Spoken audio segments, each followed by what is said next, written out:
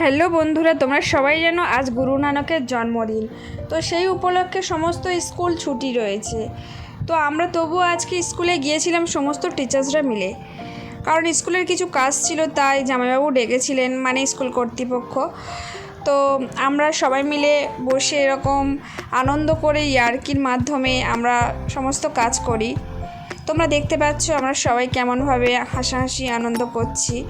তো বই সিলেকশনের কাজ হচ্ছিল, এদিকে এরা সব মুখ দেখাবে না বলে মুখ চাপা দিচ্ছে, আর এদিকে মুসলিমাদি শশা কেটে সবাইকে গালে গালে দিচ্ছে, নিজে খাচ্ছে।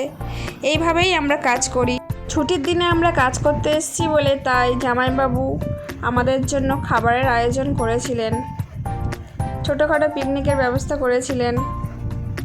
তো আমরা কাজের পরে সবাই মিলে খেতেও যাব। তো তোমাদের এই বিল্ডিংটা দেখাই ঘুরিয়ে। এই বিল্ডিংটা নতুন নেওয়া হয়েছে, নতুন ক্লাস শুরু হবে এখানে। তোমরা দেখো এরিয়াটা কতটা বড়, কতটা সুন্দর, নতুন রং করা হয়েছে, ডেকোরেশন করা হয়েছে। আমাদের স্কুলের নাম ডিরোজিও ডে স্কুল। তারপরে এদিকে রয়েছে বাথরুম।